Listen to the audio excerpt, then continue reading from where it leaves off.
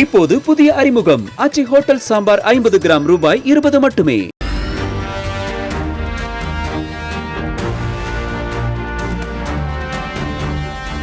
திமுக கூட்டணியில் இதுவரை காங்கிரஸ், இந்திய கம்யூனிஸ்ட் கட்சி, மதிமுக, IUML உள்ளிட்ட 6 கட்சிகளுடன் ஒப்பந்தம் கையெழுத்தாகி உள்ளது. திமுக நேரடியாக எத்தனை தொகுதிகளில் களமிறங்க வாய்ப்பு, தேமுதிகவுக்கு எத்தனை ஒதுக்கப்படும் உள்ளிட்ட தகவல்களை விவரிக்கிறார் செய்தியாளர் ரமேஷ். சட்டமன்ற தேர்தலுக்கான தேதி அறிவிக்கப்பட்டுவிட்ட நிலையில் திமுக கூட்டணி கட்சிகளோடு தொகுதி பங்கீடு பேச்சுவார்த்தையை தீவிரப்படுத்திட்டு வராங்க. ஏற்கனவே திமுக கூட்டணியில் 5 கட்சிகளோடு தொகுதி பங்கீடு ஒப்பந்தம் கையெழுத்தாகியிருந்த நிலையில் இன்றைக்கு இந்திய கம்யூனிஸ்ட் கட்சியுடனும் தொகுதி பங்கீடு ஒப்பந்தம் அப்படிங்கிறது கையெழுத்தாகிவிட்டது.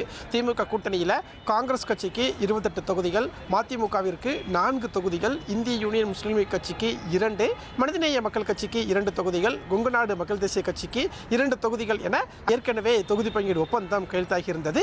இன்றைய தினம் இந்திய கம்யூனிஸ்ட் கட்சிக்கு திமுக கூட்டணியில் 5 தொகுதிகள் ஒதுக்கீடு செய்யப்பட்டிருக்கு.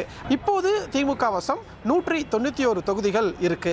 இன்னும் திமுக கூட்டணியில் விசிக, தேமுதிக, மக்கள் நீதி மையம் மற்றும் சிறிய கட்சிகளோடு தொகுதி பங்கீடு ஒப்பந்தம் அப்படிங்கிறது கையெழுத்தாக வேண்டியிருக்கு. திமுக வசம் இப்போதைக்கு 191 தொகுதிகள் இருக்கக்கூடிய நிலையில் குறைந்தது 165 இடங்களில் நேரடியாக திமுக போட்டியிட வேண்டும் அப்படிங்கிற ஒரு இலக்கோடு தான் திமுக பயணிச்சிட்டு இருக்கிறாங்க.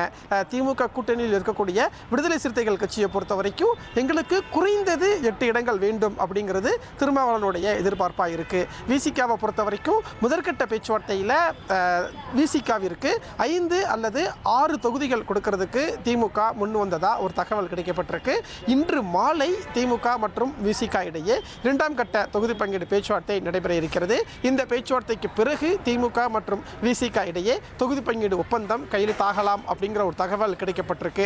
அதே மாதிரி வரக்கூடிய நாட்களில் தேமுதிக மற்றும் மக்கள் நீதி மையம் சிறிய கட்சிகளோடும் தொகுதி பங்கீடு ஒப்பந்தத்தை கையெழுத்திடக்கூடிய பணியில் திமுக தீவிரம் காட்டிட்டு இருக்கிறாங்க. இன்னும் ஓரிரு நாட்களில் இந்த தொகுதி பங்கீடு ஒப்பந்தம் எல்லாம் நிறைவு செய்துவிட்டு மார்ச் இறுதியில் திமுகவினுடைய வேட்பாளர் பட்டியலையும் திமுகவினுடைய தேர்தல் அறிக்கையையும் வெளியிடுறதுக்கு திமுக திட்டமிட்டிருக்கிறாங்க.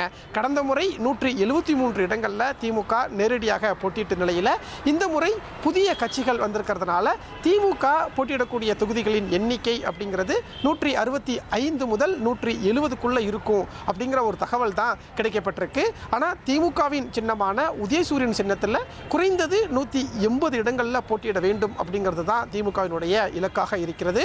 ஓரிரு நாட்களில் இந்த தொகுதி பங்கீடு பேச்சுவார்த்தை எல்லாம் திமுக நிறைவு செய்துவிட்டு வேட்பாளர் பட்டியலை வெளியிடக்கூடிய பணிகளையும் தீவிரம் காட்டிட்டு வராங்க.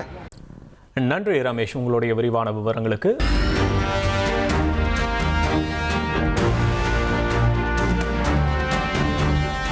இப்போது புதிய அறிமுகம் ஆச்சி ஹோட்டல் சாம்பார் 50 கிராம் ரூபாய் 20 மட்டுமே.